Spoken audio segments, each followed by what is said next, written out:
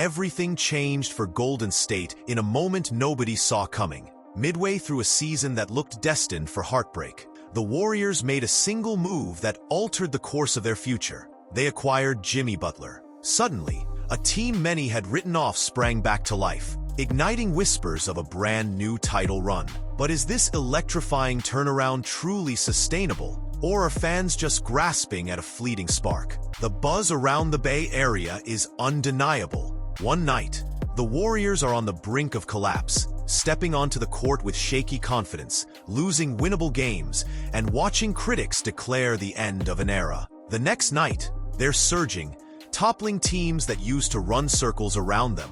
And at the heart of it all stands one of the NBA's most polarizing figures, Jimmy Butler. Anyone even halfway familiar with Butler's career knows his reputation. Fiercely competitive, relentlessly demanding, and never afraid to call out teammates if they don't meet his standards. Conventional wisdom says that intense personalities either save a season or blow it up. Right now, Butler's presence looks like the lifeboat the Warriors desperately needed. The question is, will this gamble hold up long-term or self-destruct under the strain of big egos and bigger expectations? That's what everyone in the basketball world wants to know.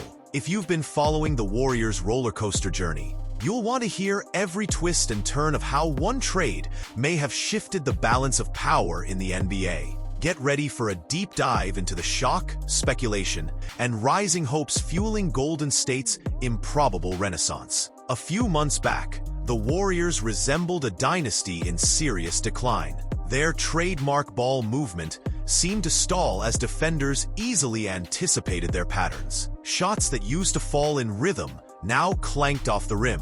Even on the defensive end, where the Warriors once excelled at smothering passing lanes, they became a step slow, giving up open looks that prime Golden State would never have allowed. Steph Curry tried everything to keep morale high. He rained down impossible three-pointers, hoping to spark the kind of momentum shifts he engineered in the team's championship years. At times, it worked momentarily, but the spark never caught fire. The rest of the roster seemed out of sync. Rotations were late, communication broke down, and frustration seeped through every post-game interview. In press conferences, Draymond Green didn't bother hiding his annoyance. He'd challenge reporters, question the team's effort, and occasionally hint that a major shakeup was needed. Klay Thompson, slowly bouncing back from injuries, showed flashes of brilliance, but wasn't quite the consistent two-way menace fans remembered. Young players, meanwhile, struggled to fill the gaps, battling nerves on the big stage. Each mounting loss felt like a slip away from the team's once untouchable reputation. Critics argued the dynasty was over, that the Warriors' window had snapped shut the minute age and injuries took hold. Loyal fans, however, clung to hope, remembering that the franchise had risen from worse situations. Yet nobody, not even the most devoted believers, could have anticipated the wild pivot about to happen. Jimmy Butler is not your typical mid-season acquisition. He's the kind of player who's been labeled everything from championship-caliber star to locker room nightmare. In Minnesota, stories abounded of him sparring with teammates in practice, pushing them past their comfort zone, and leaving behind a trail of bruised egos. In Philadelphia, he famously clashed with coaches and front office personnel, though he nearly guided the Sixers to a deep playoff run. Then came Miami,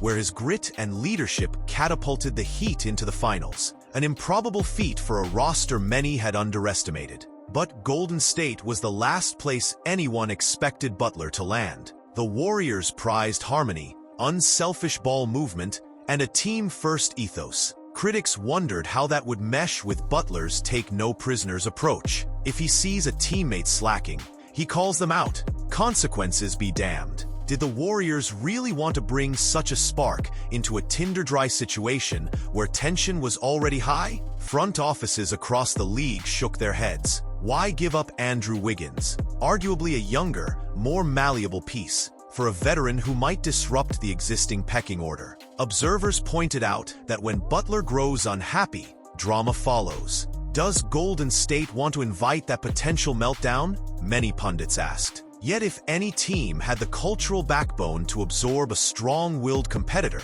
it might be the Warriors. Head coach Steve Kerr welcomed edgy players before, guiding them to channel their intensity into big wins. Draymond Green was no stranger to passionate outbursts, so maybe he'd find a kindred spirit in Butler. The trade caught everyone off guard, sparking a media frenzy about how the move would shake up the Western Conference. From his first game in a Golden State uniform, Butler commanded attention.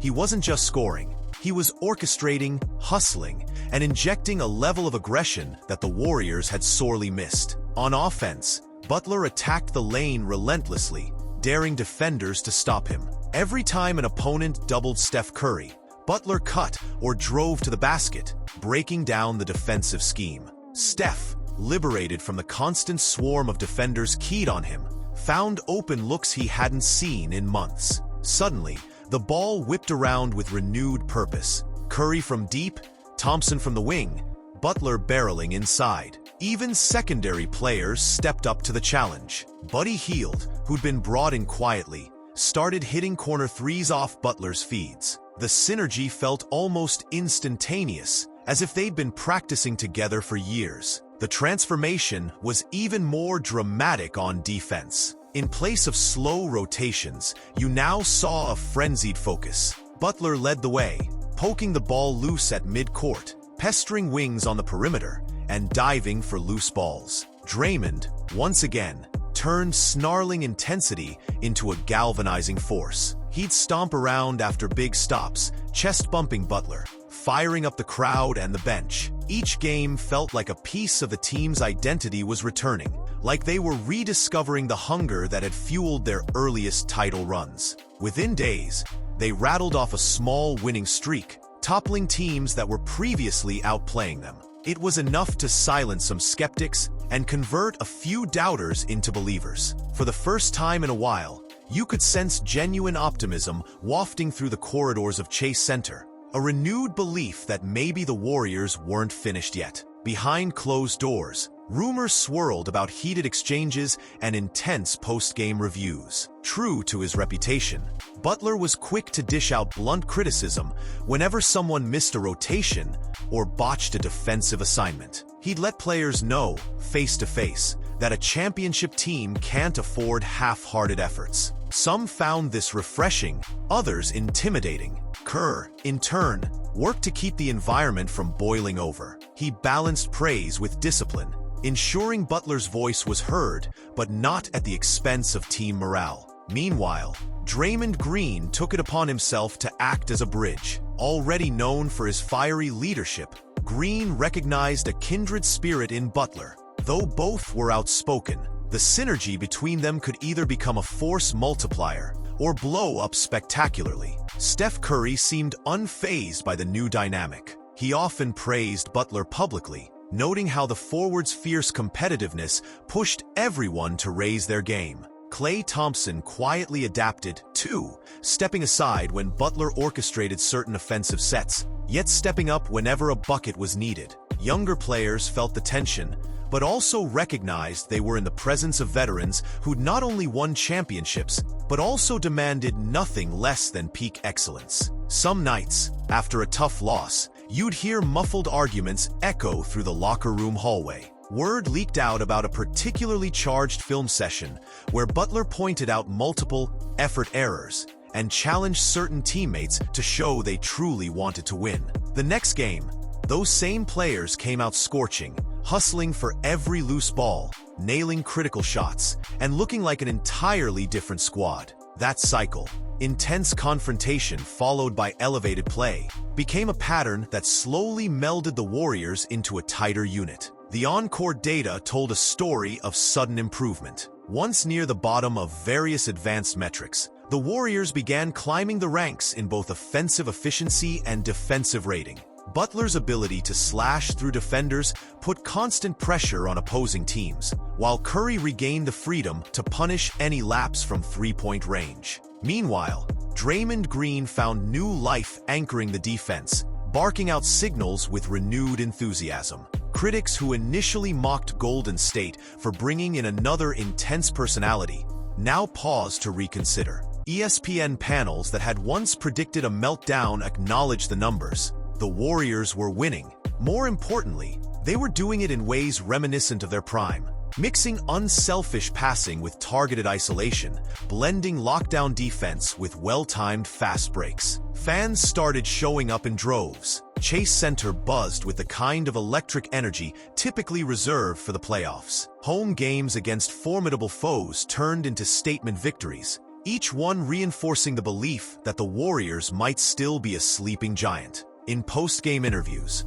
Butler consistently downplayed personal accolades and praised the team's culture. He spoke about the joy of playing alongside an all-time shooter in Steph, a defensive anchor in Draymond, and a historically clutch sidekick in Clay. Not everyone jumped on the bandwagon. Skeptics pointed out that Butler wasn't a reliable three-point threat, questioning how that would hold up over the grind of an 82-game season. Others warned that friction between Butler and Draymond was still a powder keg waiting for a spark. But each win chipped away at those doubts, proving that intensity, when properly channeled, could be exactly what the Warriors needed. In the midst of this surge, various reporters mentioned the front office might be looking to add more depth, perhaps a rim-protecting big or another lockdown wing, to solidify their chances of making noise in the postseason. For the first time in months, postseason and Warriors were used in the same hopeful sentence. If you like the video, make sure to subscribe and turn on notifications for more videos.